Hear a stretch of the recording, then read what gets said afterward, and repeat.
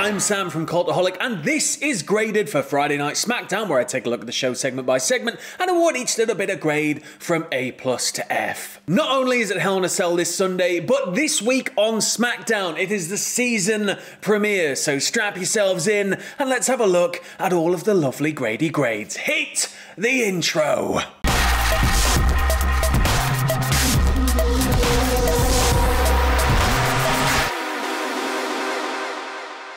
So we kick things off this week with Triple H and Stephanie, who are welcoming us to the season premiere. They're in the ring, the whole roster are on the stage, and then they run down some names that are here this week, including a returning Daniel Bryan, Kevin Owens, Aleister Black, and the Street Profits. Then all of a sudden, Roode and Ziggler attack the Street Profits from behind, and then all hell breaks loose. A massive brawl breaks out, Triple H and Stephanie don't know what to do, everything's going to hell, and then out comes Lars Sullivan. Lars cleans house, wipes everybody out, and then Jeff sends Lars to the floor, and that is our opening match of the evening. Oh, and just to get it out the way real quick, we've got former WWE stars coming in to watch inside the Thunderdome, including Ric Flair, Brie Bella, Mark Henry, Goldberg, just faces from the past popping up. We've also got like loads of stuff with sportscasters from Fox. With it being the season premiere, they want as much cross-promotion going on as possible. We then go to our first matchup of the night, which, as I said, is Jeff Hardy versus Lars Sullivan, and Jeff is trying to sort of play the speed game here, but it doesn't work. Lars very quickly brutalizes him, and in fact, we'll stop calling him Lars, we'll just call him Freak, because commentary call him Freak 22 times in the space of 7 minutes and 30 seconds. I know it's supposed to be his ring name or whatever, but Jesus Christ, lads. Jeff then just takes a lot of abuse. He's just getting thrown around the ring, absolutely murdered, until Freak goes off the top rope, comes in for, I think, a diving headbutt. Jeff rolls out of the way. Jeff's hurled into the hardest part of the ring on the outside, but surprisingly back in the ring, he's able to hit a twist of fate. He goes up for the swanton, but Freak gets up, grabs him, hits the Freak accident, and picks up the pin. Freak. I'm going to give this one a C. I guess from a purely objective standpoint, if you're going to go for a David and Goliath storyline here, Jeff is a great guy to have in that position, and it needs somewhere to start, which I guess is what this is. This is sort of the Freak comes in, beats him down, and, stands tall, and it's how much do we hate this guy, Jeff's eventually going to beat him. But given that there was more recent leaks from Lars, it's just, we're not going to go into it here. It must just be a massive headache for WWE at this point. I don't understand why he was on the show when something so controversial has happened, but, I guess they gotta do what they gotta do. But next up, we go to the New Day's farewell match, which is against Cesaro, Sheamus, and Nakamura. When they get down to the ring, Big E grabs a mic, and the New Day have a bit of a farewell promo. Big E says that finally, after 6 years, they found the one thing stronger than the power of positivity, and that is the WWE Draft. And Kofi and Xavier essentially just say that they're just so proud of what they've managed to achieve as a team. Xavier thanks Kofi and Big E for taking a chance on somebody that he felt he didn't really deserve it, or wasn't maybe the right guy, or even wasn't needed, but they took the chance and they wanted to do this with him, and he's found two of his best friends in life through it. Big E reminisces back to the Saturday mornings they'd spend in Macon, Georgia in some Waffle House just chatting about their families and their lives. And Kofi actually reveals something quite shocking here. So he says that in 2012, he was actually at the point where he was thinking about calling it quits, and it wasn't until Xavier and Big E came up to him and pitched him the New Day that he sort of felt like he was whole again. He says that they're two of the best friends that anybody could have, and it's just really emotional and really nice, and if you don't shed a tear, you're an absolute monster. But they promise that tonight they're gonna have one last, like, proper big barn burner. There is then, quickly in retort, a curtain promo and Gorilla with the heels, and they properly ham it up and lay it on thick. It's everything we need it to be. So when we start, Woods takes it straight to Nakamura before Kofi gets in. He struggles with Cesaro until Big E gets in for a nice double team with Woods. There's a great triple team here from New Day as well. It just feels like they've never missed a single match. It's just flawless, it's fluid, but unfortunately, Kofi's hurled to the outside, he's caught, and he is beaten beaten quite mercilessly. So after breaking out of heel territory and a lot of drama, Kofi makes it to E after an SOS in order to get the tag. Big E comes in, cleans house, even hits the splash on Cesaro, but it's not enough. E gets suplexed for his troubles and then driven back into his own corner, where Woods is able to actually hit a blind tag and connect with the Morning Woods to take out Cesaro. Woods is then planted hard through the ropes by Nakamura, but he's still able to get the tag, and this allows Kofi to get in and hit a massive dive to the outside. Kofi now back in the ring, and the legal man comes off the top only to get caught by a Nakamura kick, and then this allows Cesaro to grab him, and they do the whole, Cesaro swing into the Kinshasa. The heels almost have the pin until Big E gets in and breaks it all up, and then it sort of all breaks down at this point. Things get a little bit crazy, and then they're able to hit the midnight hour and pick up the win for a big, happy, cheerful send-off for the New Day. Post-bell, the three men embrace and they just share kind words with each other, and this gets a bloody A. How could it not? It was exceptional. It felt a bit like a greatest hits, but in the best possible way. Maybe they were always going to have to break up the New Day at some point, but at least this isn't really a breakup. It's more that they're just putting a pin in it, and eventually one day we will see the New Day return. It was highly emotionally charged from start to finish. It had drama, it had excitement, it had big key spots, it had all of the double and triple team maneuvers you could want.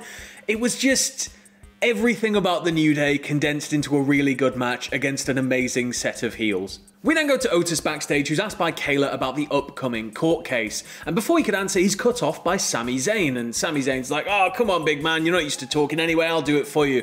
And then he runs him down for losing Mandy and losing Tucker to Raw, and then he's like, "You're probably gonna lose this court case as well. Just face it, in life there are winners and there are Otises." And then Otis finally rages out, shoves Sammy about 50 million feet across the room, and then that's the end of the promo. Next up, it's Daniel Bryan's return to SmackDown. He comes down in a suit. It's just so nice to see him back. Brie and Birdie are on the screens behind him watching along.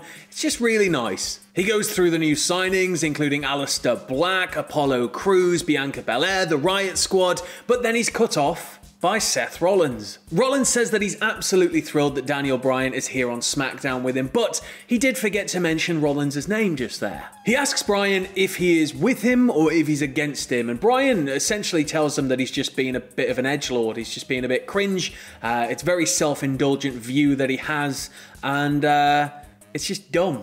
He just keeps saying it's dumb. And Seth's like, "No, it's not dumb, it's not." And Bryan's like, "It is pretty dumb." And then Seth snaps. Bryan then fights back, drops him, lays in the yes kicks. Rollins peels out of there, but as he's making his way up the ramp, Rey Mysterio's music hits. Out comes Rey and Dominic, and they block him in. There is nowhere for Seth Rollins to go. We get to a point where we're in the ring. We've got Daniel Bryan and Rollins on one side. We've got Rey and Dominic on the other. And then Bryan's like, "Hang on, I don't have a dog in this fight." And he just gets out. So Rollins is now alone with Rey and Dominic. And then out comes Buddy Murphy, and Rollins is like, "Oh, thank God. Oh, thank God." And Murphy just sort of stands there for a minute before dropping Rollins. Murphy then extends his hand to Rey, but Rey refuses. Dominic and Rey leave, and Murphy's just stood there with his thumb up his arse, basically. I'm going to give this one a B+. It was a nice little emotional explosion at the end there. We've got Daniel Bryan back. We've got Murphy turning fully on Rollins, and that's going to be this whole mess with him eventually joining the family. He's going to be a part of the family. It's Rey. He's the nicest man ever. He doesn't care he helped tuck his eye out. It's all going to be all right. Don't worry about it. This does leave the question as to whether Rollins is going to try and look for some new disciples. And if he does, I don't know who he's going to go for. I really don't. Well, you guys got any ideas if Rollins was to find some more disciples on SmackDown? Maybe even bring some up from NXT?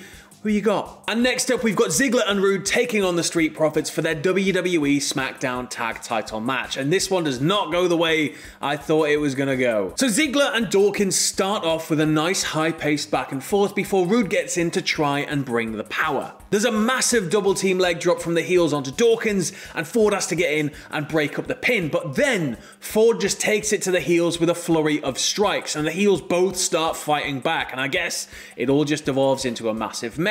The referee calls the match off, everything just goes ham. Ford's launched just straight over the top rope to the floor with a massive thud. Dawkins eats like the spinebuster zigzag, and it's not until Ford comes back in and hits that massive crossbody of his that they sort of stand tall and they've driven the heels off. I'm going to give this one a C. As I said, it was just odd. It just didn't end the way that I thought it was going to end. The match was just finding its feet, and then it all confusingly broke apart. Commentary didn't really do much to say. It was just strange. But, you know, I guess they are going to see each other a lot more because it's SmackDown. Tag teams usually work in that cycle together just for the entire time they're there. It also gives an indication that the teams are wild and can't be tamed and all of that stuff. And, you know, there's a lot of passion going on around these belts. So it's good, but it's just not the way that I thought it was going to go. I really thought we were in for a hell of a match here. Next up, we have the contract signing between Sasha Banks and Bayley ahead of their match at Hell in a Cell. And there's a little table in the ring, and Adam Pearce is acting as the mediator. Sasha signs first and tells Bayley that she's been waiting for this moment for a very long time. And Bayley tells her, you know what, I can't wait to be done with you. And she takes credit for everything she's achieved. Like, you know, she's saying, oh, well, I held onto this belt myself, and all of the stuff we've already identified that Sasha was a massive part of. Sasha bites back hard, though. She's like, look me in the eyes and say that again. And it starts getting super, super tense. Bayley can't even look at her. Bayley says that Sasha's just been waiting all this time to turn on her, and Sasha takes umbrage with this. She's like, you know what? If I wanted to turn on you, I would have done it a long, long time ago, but mates don't do that. Sasha then takes credit for Bayley's call-up. She's like, you wouldn't even be here if it wasn't for me. I was by your side when you won the Raw title. I was your tag team partner. I've been with you throughout all of this. She says, I didn't turn on you. It's the opposite, you turned on me. She then closes things off in the most savage way possible and just tells Bayley, my name is worth more and bigger than that title. So it's going to be the icing on the cake when I take that from you at Hell in a Cell. Bayley then refuses to sign the contract and just walks off. I'm going to give this an A-. It was really, really well presented, this, by both women. They just absolutely nailed the tone, they nailed the pace. Everything about it was great. Sasha jumping straight down Bayley's throat. Bayley sort of walking off at the end. It's sort of like Bayley's going to try and get her way out of it and she'll end up having to sign it next week. But something is starting to tick over in my brain that maybe Bayley's going to have to try and find some backup in order to retain this belt, and then we can push it further and further and further apart and extend this feud. Maybe Bayley's going to find some other people that she can team with or that can come into Hell in a Cell and help her beat Banks. This would in theory mean that Banks would then be pushed to the back of the queue, but this is WWE, so you can't take that for granted. And finally, it's time for our main event, which pits Braun Strowman against Roman Reigns for Roman's Universal title. It's also worth pointing out here that Jey Uso is watching on the TV at Gorilla. But the match starts off with both guys locking up and just jostling for power. Roman then dumps Braun to the outside, and when Braun gets up, he Superman punches him to keep him down on the floor. He hits him with a dropkick out on the apron, drags Braun back in, but Braun kicks out at 1. So the whole method here with Roman is that he's working to keep Braun at a distance. Roman keeps leaving the ring, getting back in. It's just jarring. It's like he's trying to deliberately eliminate any semblance of pace, and he's always keeping himself nice and far away from Braun so that Braun can't just swing wildly at him. I mean, he even manages to send Braun into the steps and the announce table before Braun turns the tables and launches Roman over the announce table and then into the crowd. When we come back, Braun is now in charge and Goldberg has tuned in. He's now in the Thunderdome watching along with the match. Braun gets sidestepped and flies into the post, but when Roman comes in with a Superman punch, Braun catches him. He plants him, hits a choke slam, but Reigns kicks out, and then it's revealed afterwards that Reigns did the same thing he did with Jey that I missed the other week, where during the kick out, he pulled his arm up and low-blowed Braun, so Braun just immediately had to break the pin. He then hits a spear, but Braun Strowman somehow kicks out. That very, very rarely happens with Roman. He lines up for another one and almost gets power slammed as well. And then, out of nowhere, Roman locks in a guillotine choke, and he's just full body weight, wrenching down on the neck of Braun. Braun falls first to his knees, then to the mat, and then finally he taps out. So Roman retains, Jey is just looking at the TV shocked, and then when we cut back to the ring, Jey makes his entrance. So he just paces the stage and Roman sees him and Roman just goes like, and then he looks at Braun and then once again nails him with a spear. Roman then tells Jey to come down, and as Jey's making his way down, he stops before getting into the ring because Roman's grabbed a chair, and then he says to Jey, this is how we eat. This is how we take care of our family. And then he starts firing off gunshot. I mean, real bad. Like just heinous chair shots across Braun's back. They were so loud. Officials then storm the ring. Roman pushes them away and he goes once again back, nails him with 3 more chair shots. Jay then gets in the ring as if he's going to try and put a stop to all of it, and Roman tells him, you know what, like, I love you. This makes no sense. You're embarrassing the family. This just doesn't work. It doesn't make any sense. This needs to be how it is. And then he kicks the chair over. So he's dropped the chair, he just sort of nudges it with his foot and it slides over to Jay. Jay doesn't know what to do and Roman's just sort of testing him. So Braun is in front of Jay. Jay has a chair at his feet and then Roman just turns his back, holds his arms out and just presents his back to Jay. And he's essentially saying, there's your choice. So with Roman having turned his back, Jay throws the chair down, he doesn't want any part in it, and Roman, assuming that Jay's hit Braun, because all he could hear was the clatter and he knows that he wasn't the one that got clattered, smiles, and he slowly turns around. And then Jay just unloads on Roman, just chair shot, chair shot, chair shot, just screaming, I love you too, man, I love you too, you say you love me, I love you too, just properly, emotionally unloading on him. The officials then pull Jay away and they're just trying to separate everybody. They don't want any of this to continue. And then Roman, amidst all of the chaos, comes in with a diving Superman punch and just knocks Jay clean out. He tells Jay, this was your last chance,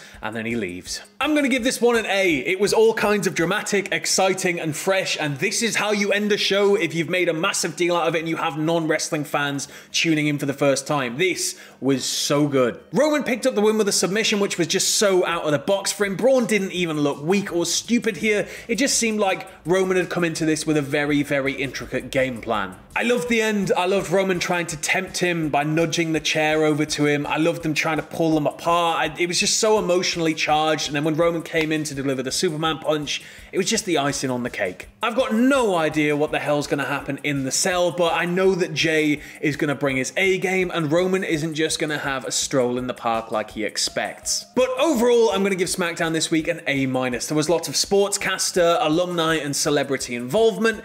It was just great. I think if WWE were able to do this every week with SmackDown, it would certainly set it aside from all of the other wrestling products in the world in terms of a production standpoint, because this week just felt wall-to-wall packed, but not in like a mega busy way. The celebrity involvement was cool. The sportscasters was cool. I just think that maybe this was more in line with what WWE were hoping it was going to be like on Fox week to week, but it was great. Hell in a Cell's shaping up beautifully. The New Day had such an emotional send-off. Oh, it was so sad.